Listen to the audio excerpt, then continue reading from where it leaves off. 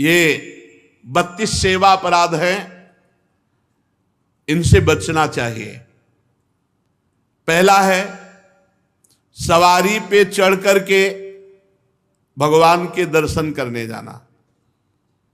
अगर आप जा भी रहे हैं तो कम से कम 100 कदम पैदल चलें, इतनी दूर वाहन खड़ा कर दो और नंगे पैर वहां से जाओ। खड़ाऊं या पादुका पहनकर भगवान के मंदिर में दर्शन के लिए जाना ये अपराध है। हमें तो यही प्रार्थना करनी है कि सीढ़ियों के नीचे तो उतार दो जूता चप्पल। कुछ लोग तो ऐसे हैं कि टोके ना तो जूता चप्पल पहन के ही दर्शन कर ले, इतने सुकुमार तत्व हैं। कई ऐसे भगवान के मंदिर में सवारी में चढ़ करके जाना या खड़ाऊं पादुका पहन करके जाना ये निषेध है, ये अपराध है। दूसरा, रथ यात्रा, जन्माष्टमी, राधाष्टमी, रामनवमी अगर आप नहीं कर सकते, आप में सामर्थ्य नहीं, तो जहां उत्सव हो रहा हो वहां सम्मिलित हो जाना चाहिए। ये भागवतिक महान उत्सव हैं भगवान के प्रादुर्भाव के, उनमें सम्मिलित हो जाना चाहिए। अगर ऐसा नहीं तो ये भी अपराध के अंतर्गत आता है। तीसरा, भगवान के श्री विग्रह के दर्शन हुए पर आपने प्रणाम नहीं किया। जैसे ऐसे जहां हो इतना जरूर करो, चाहे जिस भगवान के हो, इसमें अनन्यता नहीं है। जैसे परिक्रमा लगाते थे, हनुमान जी की आरती हो रही, जय राधा वल्लभ लाल की, 1 मिनट रुके, उनकी आरती हो रही, महाभागवत हैं, सब संतों को प्रणाम करते हो, हनुमान जी को प्रणाम नहीं करोगे? हनुमान जी महाभागवत, उनको प्रणाम करने में तुम्हारी निष्ठा बदल जाएगी क्या? जय राधा वल्लभ लाल की आरती हो रही, उसी में दर्शन मेरे प्रभु इस रूप में विराजमान। जो भी देवालय, जो भी मंदिर अगर हमारी दृष्टि में गए तो ऐसे प्रणाम, उनसे बढ़कर थोड़ी हो। सब में हमारे प्रभु सर्वान वस्तुतया निरीक्ष परम स्वाराध्य बुद्धिर्मम। प्रभु के श्री मूर्ति के दर्शन करके प्रणाम न करना या जूठे मुंह अपवित्र अवस्था में प्रभु के दर्शन करने जाना। पवित्रता अगर नहीं रहेगी ना तो बुद्धि भ्रष्ट होती रहेगी, पक्का समझ लो। पवित्रता की बहुत जरूरत है। आजकल प्रायः पवित्रता का ज्ञान नहीं रखते हैं। अशुचि अवस्था में दर्शन करना। अगला, एक हाथ से प्रणाम करना भगवान को। जैसे श्री विग्रह भगवान का है तो एक हाथ से ऐसे नहीं प्रणाम किया जाता। संत को, गुरुदेव को, भगवान को ऐसे। एक आए थे एकांतिक में, तो हम कहा भैया इसका मतलब क्या है? तो हम कहा ये तो नेता मित्र दोस्त ऐसी जगह होता है। कहा भगवान और संतों गुरुजनों के सामने तो ऐसे, हमको तो ऐसे ठीक है। ये राजकीय विभाग में चलता है, भगवत विभाग में ऐसे चलता है। कर जोड़ करके भगवान को, गुरुदेव को, संतों को ऐसे हाथ जोड़कर, एक हाथ से भगवान को ऐसे नहीं किया जाता, प्रभु को ऐसे नहीं किया जाता। प्रभु के श्री विग्रह के सामने एक हाथ से प्रणाम करना या गुरु जी को, इतने सत्संग नहीं ना, तो प्रायः आजकल के बच्चे प्रियता में दाहिने हाथ में मोबाइल होता है और बाएं हाथ से ऐसे करते हैं। रोज हमें होता है, हमें रोज होता है। और बाएं हाथ से जानते हो किसको किया जाता है? शत्रु को। जब किसी राजा के यहाँ संधि कराने या गुप्तचर या दूत ऐसे, तो अब उस राजा को तो करना ही पड़ेगा, तो बाएं हाथ से करता था। तो वो समझ जाते थे शत्रु पक्ष का है, और वो वीर इतना कि गर्दन उतरा सकता है लेकिन दाहिने हाथ से सलूट नहीं कर सकता, क्योंकि शत्रु पक्ष का है तो बाएं हाथ से ही करेगा। एक हाथ से प्रणाम करना या बाएं हाथ से प्रणाम कर। अब सत्संग नहीं तो बेचारे नहीं जानते हैं। राधा राधा नहीं बोलेंगे, राधा राधा बोलो, तुम्हारी वाणी पवित्र, तुम्हारा जीवन पवित्र। हमें बहुत सुख मिलता है जब कोई रास्ते में जैसे राधा राधा तो हम खड़े हो जाते हैं। राधा राधा राधा, आपका भी मंगल, हमारे कानों का भी मंगल, और हमारा हृदय गर्व में भरता है, मेरी महारानी जी का नाम लिया जा रहा है। परिक्रमा करते समय प्रभु के श्री विग्रह के सामने आकर के ना रुक करके प्रणाम करना और ऐसे घूमते रहना, ये भी अपराध है। परिक्रमा तो एक परिक्रमा की, सामने आए प्रणाम किया, फिर दूसरी की, फिर सामने आए प्रणाम किया। 4 परिक्रमा अपने प्रभु की होती है, हरिप्रियाजू की 4 परिक्रमा।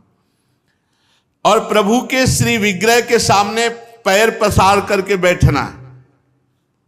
प्राय जिनको सत्संग नहीं मिला वैसा, राधा वल्लभ जी में जैसे वो बारंडा है ना सामने, हाँ, चौकस ऐसे ऐसे बैठ के पैर ऐसे, अपराध है।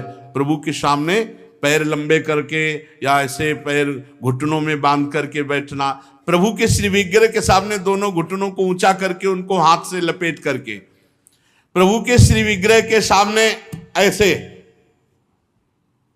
ऐसे नहीं, या तो हाथ जोड़े खड़े रहो या ऐसे हाथ नीचे कर लो, मतलब एक सौम्य मुद्रा होनी चाहिए। यदि वहां खड़े हो, वैसे उचित तो यह कि जितनी देर खड़े रहो हाथ जोड़े खड़े रहो प्रभु के सामने। पर जिनको सत्संग नहीं मिला, जिनको ज्ञान नहीं, तो प्राय ऐसे खड़े होते हैं प्रभु के सामने। प्रभु के सामने, गुरुदेव के सामने, संतों के सामने ऐसे नहीं खड़े हुआ जाता। और प्रभु के सामने बैठ करके सोना यह अपराध है, इसमें पाप लगता है, मलिनता हो। जैसे सत्संग में सोना, प्रभु के सामने बैठे हुए सोना, या स्वाध्याय करते हुए, भगवान के श्री विग्रह के सामने पाना।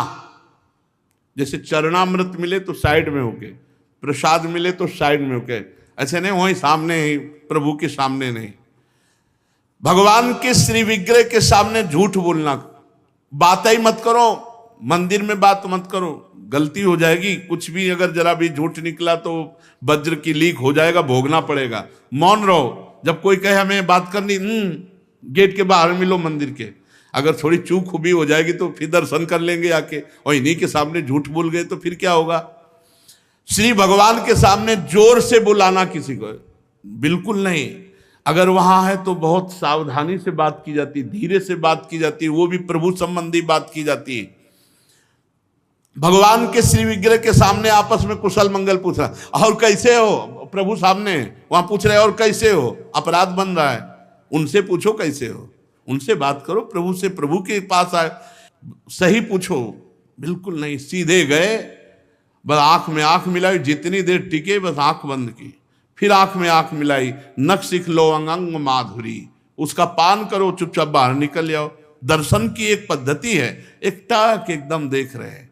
लेकिन देखना, बाहरी लोग दर्शन नहीं करते, नहीं इधर उधर, वहां प्रभु में नहीं टिकेंगे, नेत्र प्रभु में नहीं टिकेंगे, वो इधर उधर दौड़ भाग करके निकल जाएंगे। आपस में कुशल मंगल बातचीत ये सब नहीं। और प्रभु के श्री विग्रह के सामने किसी को उपदेश करना, किसी को डांटना, किसी को दंड देना, ये सब अपराध के अंतर्गत आता है। प्रभु के श्री विग्रह के सामने किसी को पीड़ा देना, मारपीट करना, कदापि नहीं, ये बहुत बड़े बड़े अपराधों में। और प्रभु के श्री विग्रह के सामने किसी को आशीर्वाद देना, नहीं, ये भी नहीं। सामने विराजमान है, उन्हीं के आशीर्वाद से सबका आशीर्वाद है। ऐसा नहीं कोई प्रणाम कर रहा है माथे पे हाथ धर, ये सब व्यवहार नहीं। वहां प्रणाम कर, जो प्रणाम करे तुरंत पीठ कर लेनी चाहिए उसकी तरफ, वो प्रणाम उन्हीं को जाए। तो कभी ऐसा प्रणाम न, एकमात्र गुरुदेव। प्रभु के श्री विग्रह के सामने किसी पर अनुग्रह करना यह अपराध है।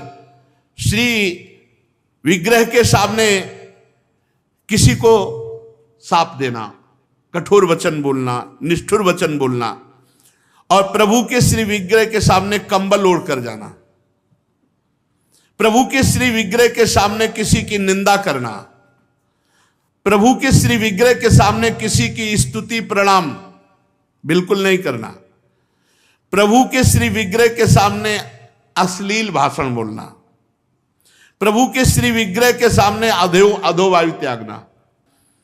अच्छा, प्रभु को सामर्थ्य रहते हुए गौड़ उपचार के द्वारा भोग लगाना, जैसे अपने तो हलवा और चाय चल रही सुबह, और ठाकुर जी के लिए चिरौरी रखवा दिए, बहुत ही है, टॉफी लपटी भाई उसमें प्लास्टिक में, एक कटोरी में भर के रख दी, पानी रख दी, जमाने की वही रखी, और अपना रोज सुबह शाम दोपहर सब नए नए पदार्थ पा रहे हैं। अपराध लगता है।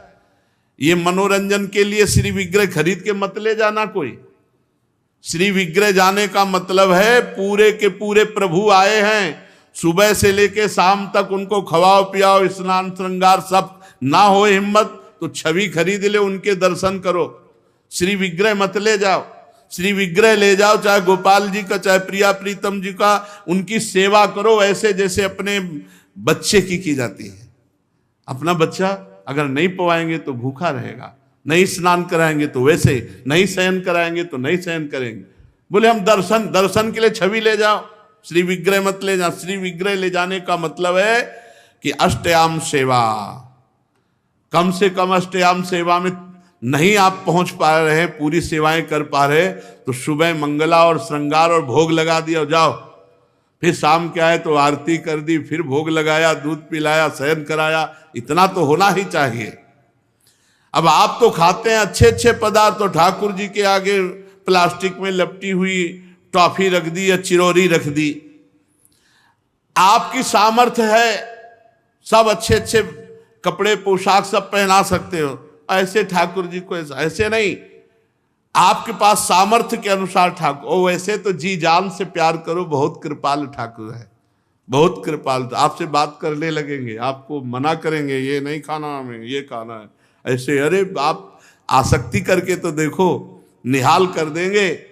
और अभी आप यहाँ पवाओ, फिर वो आपको अपने यहाँ ले जाके पवाएंगे, और ऐसा पवाएंगे कि निहाल हो जाओगे।